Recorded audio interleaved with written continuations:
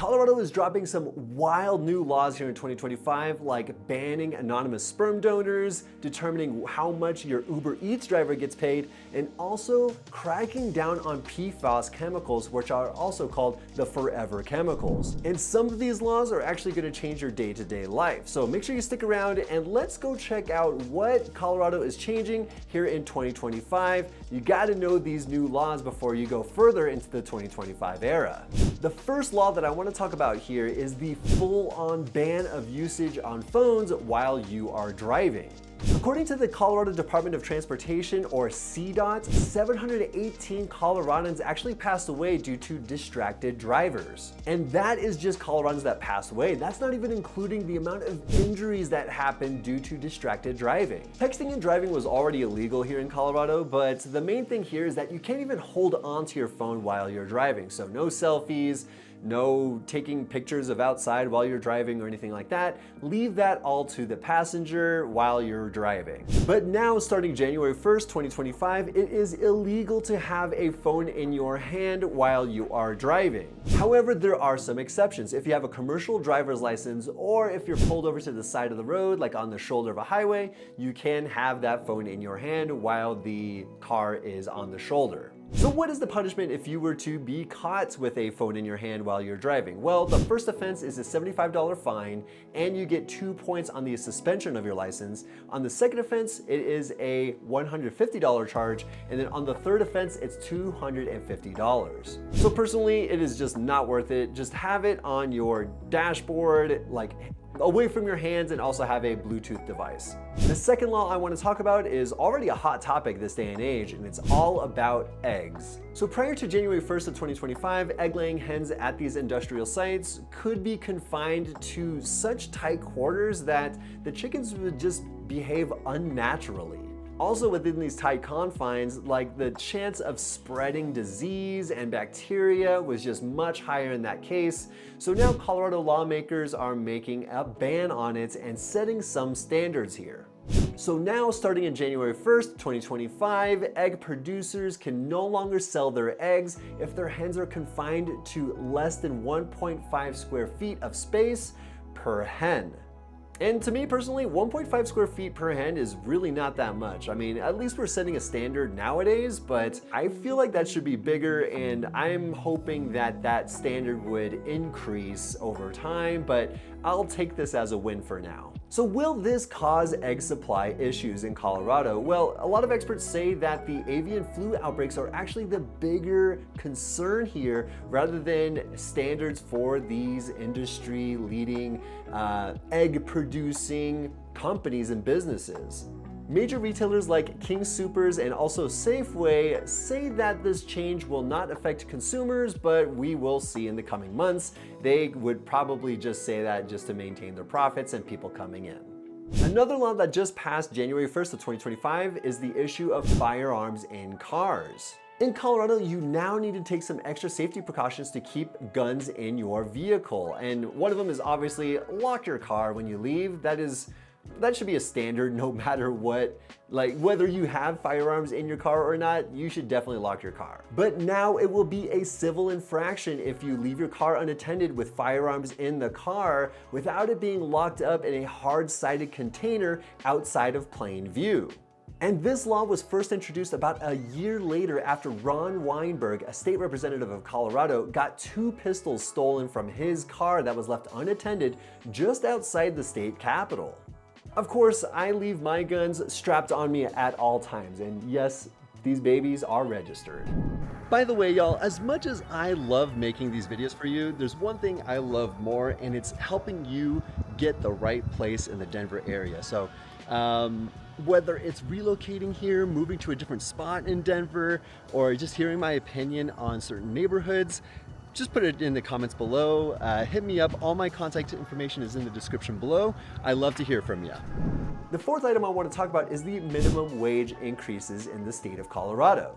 So now the minimum wage has increased from $14.42 to $14.81, and for tipped employees, it will go from $11.40 to $11.79. But those numbers are just for Colorado. There's actually different numbers and different minimum wages and increases if you are in the Denver area. So the Denver minimum wage increased from $18.29 to $18.81 for standard employees. But for tipped employees, you're looking at a minimum wage increase from $15.27 to $15.79. If you really look at it, it's less than $1 increase in all forms, whether you're in Colorado or in Denver, but it's a welcome increase, especially to combat the ever-increasing inflation and cost of living here in the Denver area. The fifth item I want to talk about is the sperm donor identification. So before January 1st of 2025, you were allowed to donate sperm at a sperm bank without needing to disclose your identity. So now sperm and egg donors have to agree to disclose their genetic information and identity to children that were conceived from their donations by the time they turn 18. Supporters of this legislation said that it's intended to give the donor-conceived people access to a lot of critical information about their background and history. Another intended benefit of getting rid of the anonymity of sperm donation or egg donations is that it reduces the risk of fraud within the industry.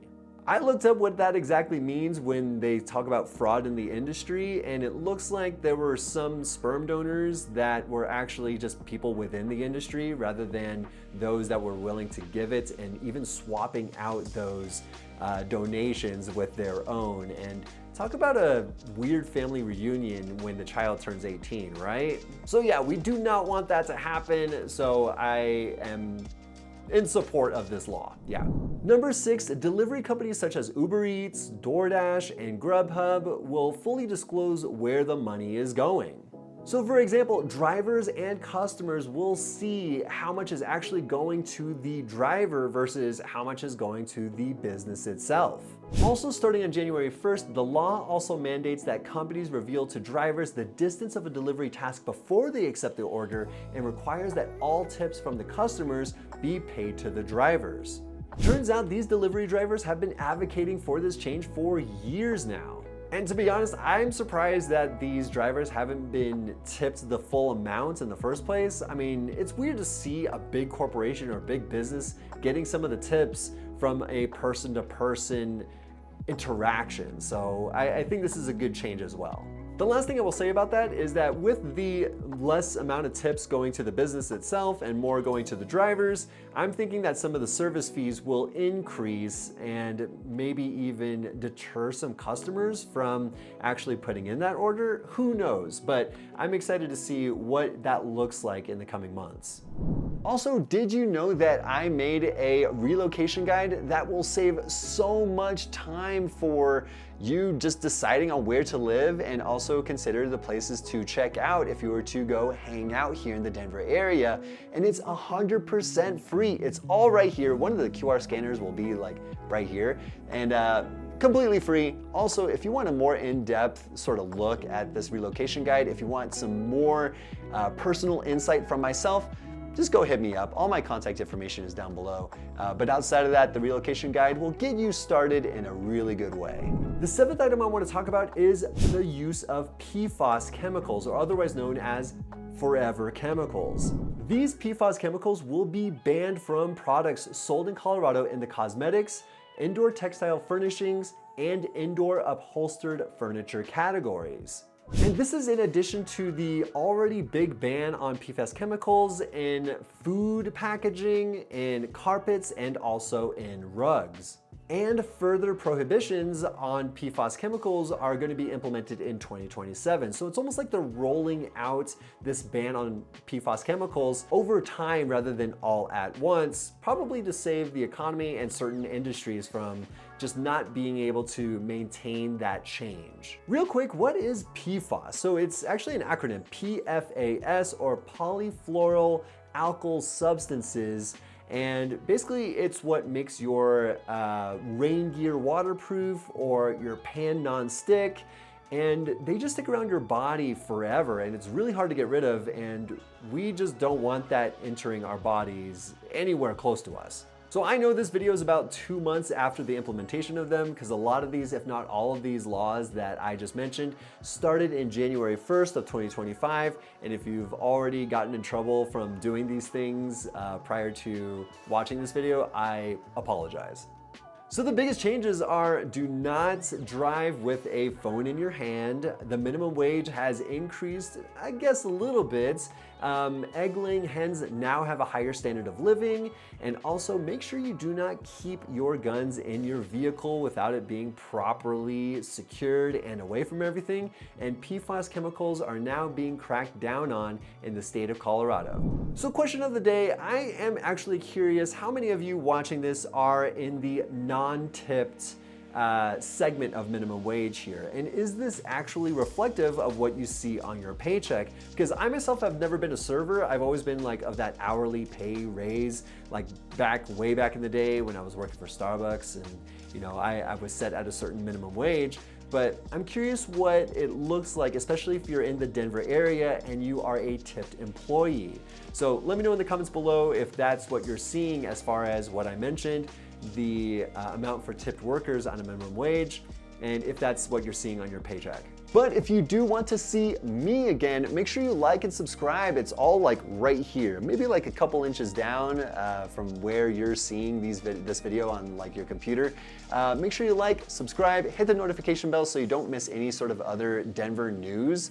I love talking about the real estate market and want to make sure that you are making the right move for you, your family, your friends, whoever it might be. So thanks so much for watching, guys. I truly appreciate it, and I'll see you next week.